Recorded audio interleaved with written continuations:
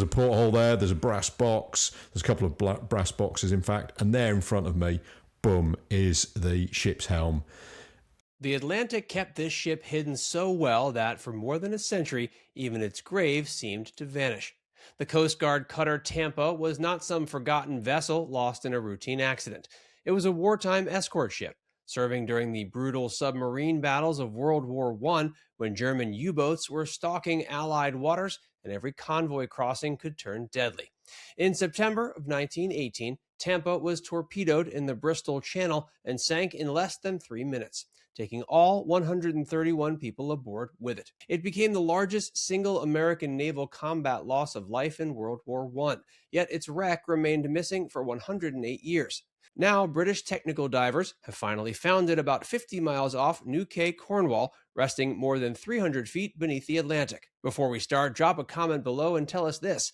Have you ever heard of the Tampa before this discovery, or is this one of those World War I stories that somehow slipped out of the history books? Today, we're going to look at the missing World War I ship just found 300 feet underwater after 108 years. The Lost Cutter. Long before the Tampa became a wartime tragedy, it had a very different name. The ship began life as the Miami, built by Newport News Shipbuilding and commissioned in 1912 for the old Revenue Cutter Service. The Coast Guard itself was still young. In 1915, the Revenue Cutter Service and Life-Saving Service merged, creating the modern U.S. Coast Guard. A year later, Miami was renamed Tampa because of its close connection with the Florida city. Before the war, Tampa handled the kind of work people often forget the Coast Guard has always done. It served in patrol duties, helped guard shipping lanes, and even worked with the International Ice Patrol after the Titanic disaster made iceberg It served in patrol duties, helped guard shipping lanes, and even worked with the International Ice Patrol after the Titanic disaster made iceberg tracking a matter of life and death. Then the United States entered World War I in 1917, and everything changed. Tampa was transferred to Navy control, though Coast Guardsmen continued to operate her. The ship's new job was dangerous, repetitive, and vital, escorting convoys through waters where German submarines were waiting. Convoy duty.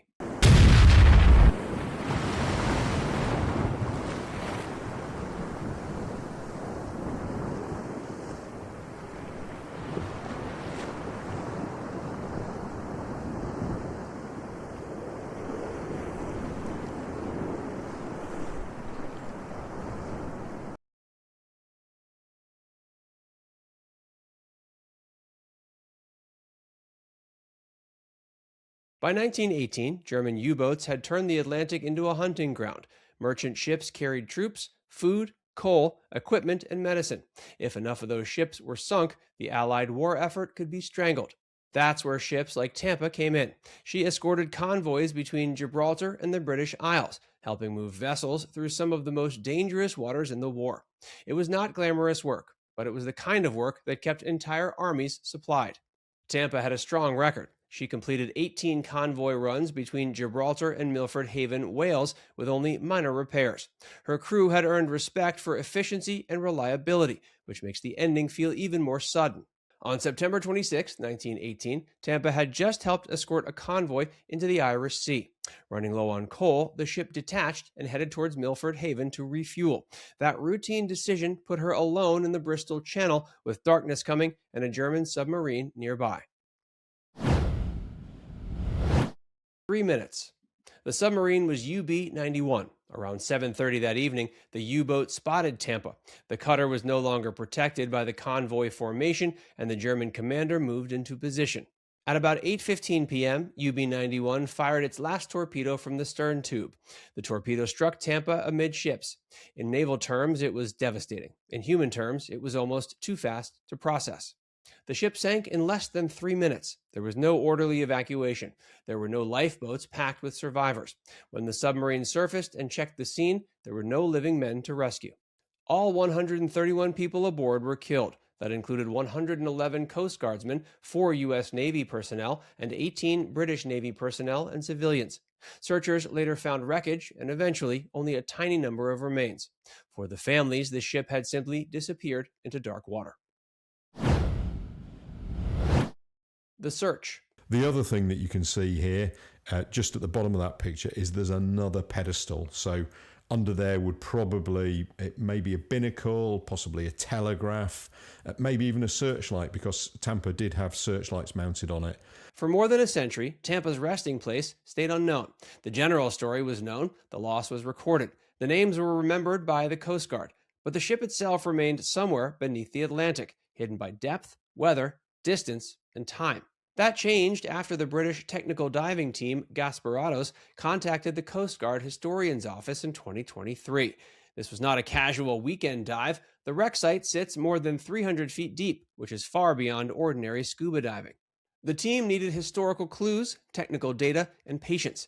The Coast Guard helped by providing archival material, including images of deck fittings, the ship's wheel, the bell, weaponry, and other identifying details. The waters off Cornwall contain many wrecks. Finding a ship is one thing, proving it's the right ship is another.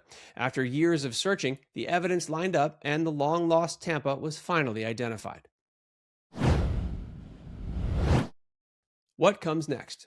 Right, the bell's up on the top now. Rick's moving in for a photo.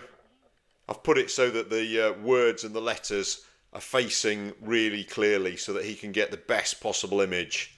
The discovery does not turn Tampa into a treasure story, it turns it into a resting place. That distinction is important.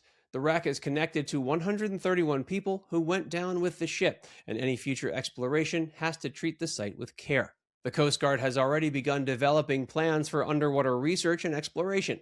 Those plans involve historians, specialized capabilities teams, cutter forces, robotics, autonomous systems, and divers. In plain English, they want to study the wreck without treating it like a trophy. Modern underwater technology could help document the ship in ways that were impossible even a generation ago.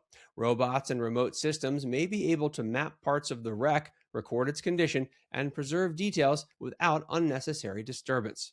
For the Coast Guard, this is personal history. Tampa's loss was not a footnote to them, it was a wound carried for generations. Now, after 108 years, the ship that vanished in wartime has finally been found, sitting silently on the Atlantic floor. Now it's time to hear from you. Had you heard about the Coast Guard Cutter Tampa before this discovery? Let us know in the comments section below.